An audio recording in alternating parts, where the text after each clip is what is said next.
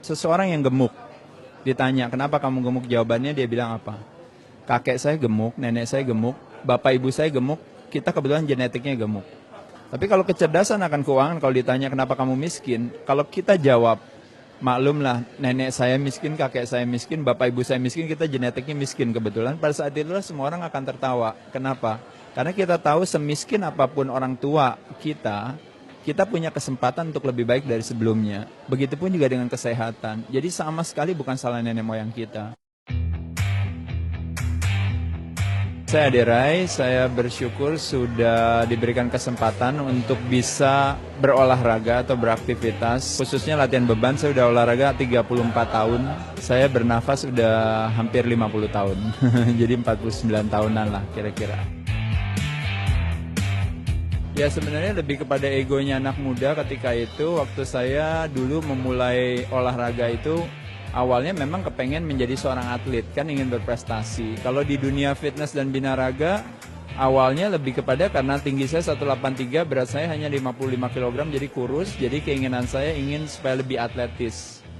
Karena saya sebenarnya udah menggeluti olahraga sudah kecil ya, bela diri dari umur 5 tahun, 6 tahun, terus saya jadi pemain bulu tangkis dari umur 8 tahun sampai umur 17 tahun.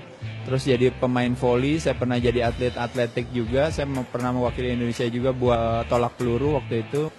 Sampai akhirnya saya mengenal olahraga panco. Olahraga panco lah yang akhirnya memperkenalkan saya dengan aktivitas latihan beban, pengencangan otot.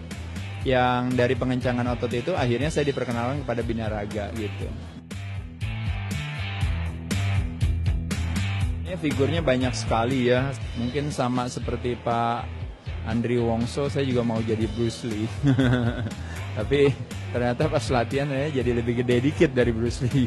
Kebetulan karena di dunia fitness seperti Stallone dan Arnold, saya rasa itu juga panutan bagi semua orang.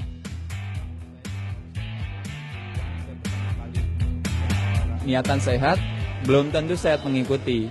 Nah apalagi niatnya nggak sehat.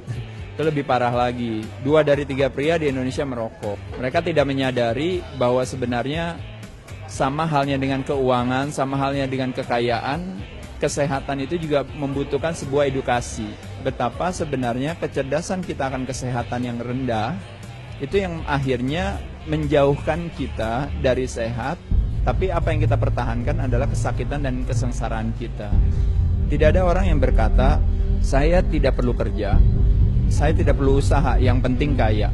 Tidak ada orang yang ngomong seperti itu. Tapi uniknya dalam dunia kesehatan, saking jongkoknya kecerdasan kita ditanya, kamu olahraga gak mas? Jawabannya tidak.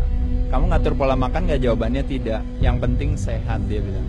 Nah jadi buat teman-teman, memang sehat itu tidak menarik selagi masih kita miliki. Kita bicara generasi muda di Indonesia. Bicara sehat itu tidak menyenangkan. Kenapa? Karena sehat justru masih kita miliki. Baru menjadi begitu menarik pada saat dia pergi dari kita. Badan kita begitu sempurnanya, sehingga makanya anak muda mau ngapain aja. Mau makan sembarangan, mau ngerokok, mau minum sembarangan, nggak olahraga dan sebagainya, badannya tetap aja bagus dan sehat.